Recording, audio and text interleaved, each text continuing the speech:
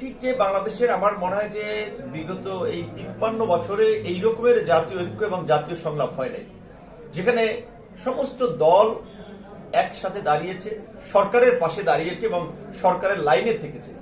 বাংলাদেশের এই স্বাধীনতা সার্বভৌমত্বের বিরুদ্ধে ভারত যে ষড়যন্ত্র করছে, বাংলাদেশকে অস্থিতিশীল করার যে চেষ্টা করছে, পতিত স্বৈরাচারের পুনর্বাসনের যে অপচেষ্টা চালিয়ে যাচ্ছে, এই সমস্ত প্রশ্নে রাজনৈতিক দলগুলো দল মতের পার্থক্য সত্ত্বেও একমত হয়েছে যে এই আওয়ামী ফ্যাসিবাদের পুনর্বাসন ঠেকাতে, ভারতীয় আধিপত্য এবং আগ্রাসন ঠেকাতে তারা সরকারকে সবদানে সহযোগিতা করবে এবং সরকারের নেওয়া সকল সিদ্ধান্তে তারা সমর্থন দেবে। এটাই হচ্ছে কালকের এই প্রাথমিক, আমি মনে করি যে একসাথে বসা হয়েছে, সেটার থেকে একটা ঐক্যমত এবং এই যে বিভিন্ন রাজনৈতিক দল এক ফ্রেমে দেখতে পেয়েছে। যেহেতু একটা বিষয় ঐক্যমত হয়েছে, সামনে আমার মনে হয় আরো অনেক বিষয় এরকম ঐক্যমত আমাদের দেখা যাবে এবং বিশেষ করে গতকালকের এই মিটিং, এটা আমাদের ইতিহাসে একটা নতুন অধ্যায় যুক্ত করেছে এবং আমি মনে করি আগামীর দিনে এই ধরনের নতুন নতুন অধ্যায় রচিত হবে। যেমন ধরেন বাংলাদেশের প্রশ্নে, এই যে বাংলাদেশের বিগত 16 বছরে যে একদলীয় শাসন ছিল, ফ্যাসিস্ট হাসিনাকে ক্ষমতায় রাখার প্রশ্নে এবং আওয়ামী ফ্যাসিবাদকে প্রাতিষ্ঠানিক রূপদানের জন্য ভারতীয় রাজনীতিবিদ, গণমাধ্যম, আমলা, ব্যবসায়ী সবাই কিন্তু একই স্ট্যান্ডে ছিল।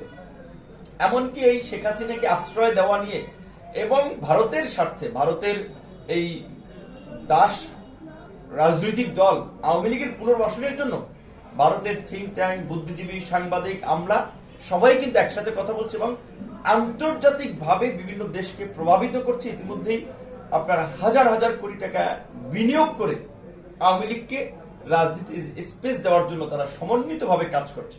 তো তাহলে এই যে আমরা বাংলাদেশের বিরোধী দলসমূহ সবাই একমত হয়ে ফ্যাসিবাদ হটালাম, আন্দোলন করলাম, নতুন বাংলাদেশ বিনির্মাণ করতে চাই, সেখানে আমরা পরিষ্কারভাবে বলছি যে এই বাংলাদেশে আওয়ামী ফ্যাসিবাদের কোনো জায়গা হবে না এবং একই সাথে ভারতের সাথে আমাদের সম্পর্কটা কি হবে, এই প্রশ্নেও কিন্তু আমাদের একই স্ট্যান্ড প্রয়োজন। তো আমি মনে করি গতকালকে এই মিটিংয়ে সেটা একটা সূত্রপাত হয়েছে, সামনে এটার ধারাবাহিকতা এবং আরো বিভিন্ন ধরনের কার্যক্রম দেখতে পাবে। আসলে এই ভারতের ইস্যুটার কারণে আসলে কি নির্বাচনের যে আপনাদের যে মানে আপনাদের রাজনৈতিক দলগুলোর যে কথা ছিল বা তাদের যে বক্তব্য ছিল, এটা কি পিছিয়ে গেল কিনা নির্বাচনের বিষয়টা? যারা দ্রুত নির্বাচন চাচ্ছে 3 মাস কিংবা 6 মাস, তারাও ভালো করে জানে যে একটা গণ অভ্যুত্থান পরবর্তী সরকারের কাজ নির্বাচন নয়, রাতারাতি নির্বাচন দেওয়াটা নয়। আমরা বলেছি যে পুরো রাষ্ট্র ব্যবস্থাকে একটা ফ্যাসিবাদী কাঠামোতে পরিণত করেছে, রাষ্ট্র ব্যবস্থা ভেঙে পড়েছে। এখন পর্যন্ত এই 4 মাসে আইন শৃঙ্খলা পরিস্থিতি স্বাভাবিক হয় নাই, দ্রব্যমূল্যর দাম দাউ দাউ করে বাড়ছে, অর্থনৈতিক শৃঙ্খলা আসে নাই। এই পরিস্থিতির মধ্যে কিভাবে নির্বাচন দেবে? তো যারা নির্বাচন চাচ্ছে, এটা একটা রাজনৈতিক চাপ তৈরি করা। এখন দেশের জনগণের সামনে নির্বাচন কিংবা রাজনৈতিক দলের চেয়েও বৃহত্তর একটা স্বার্থ এসে দাঁড়িয়েছে, দেশের স্বাধীনতা সার্বভৌমত্বকে সুরক্ষা দেওয়া এবং সেটা রক্ষায় ঐক্যবদ্ধ হওয়া।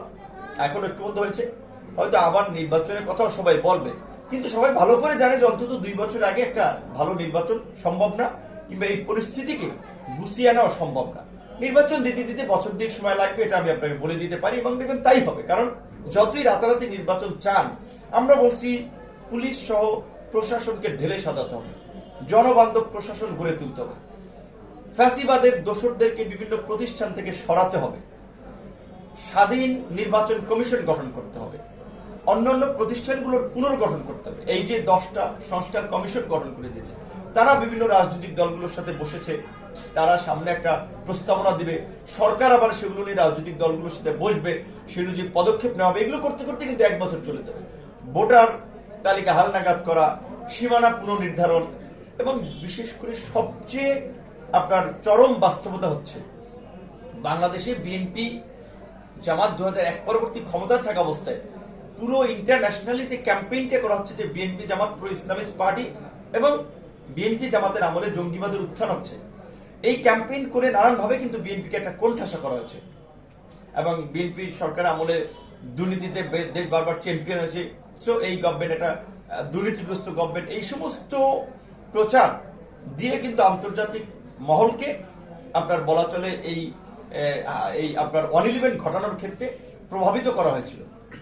তো এখন যদি রাতারাতি একটা নির্বাচন হয়, রাজনৈতিক দলই তো ক্ষমতায় আসবে, সেক্ষেত্রে তাদেরকে কিন্তু নাস্তানাবুদ করাটা, তাদেরকে আবার ওই অন-11-এর পূর্বের পরিস্থিতির মতো নানানভাবে চাপ তৈরি করে একটা ভিন্ন প্রেক্ষাপট, অস্বাভাবিক প্রেক্ষাপট, সেটা আপনার তৃতীয় শক্তির ইন্টারভেনশন কিংবা দেশে আরেকটা অস্থিরতা, আরেকটা গৃহযুদ্ধের পরিস্থিতি তৈরি করতে সহায়ক হবে।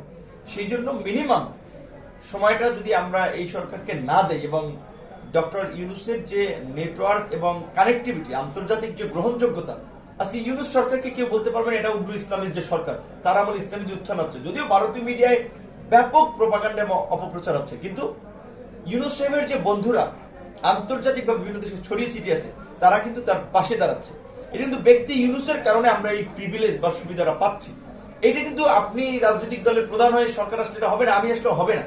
কাজেই রাজনৈতিক দল এবং দেশের সামগ্রিক পরিস্থিতির জন্য কিন্তু অন্তত বছর দুয়েক সময় দরকার, সেই ধৈর্যটা ধরতে হবে। এখানে কোনো, আমি মনে করি যে আসলে এই আপনার ঘোজামিলের কিছু নাই।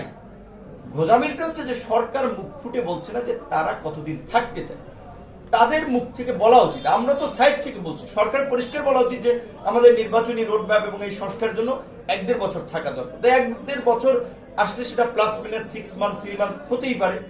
তো আমার মনে হয় সরকারও, বিশেষ করে যারা বলছে সংস্কার কমিশনগুলোর প্রস্তাবনা পাওয়ার পরে তারা একটা রোডম্যাপ দেবে। আবার রাজনৈতিক দলগুলো কিন্তু এই রোডম্যাপ চাচ্ছে, খালি রোডম্যাপ, যে কতদিন আপনারা কি করতে চান।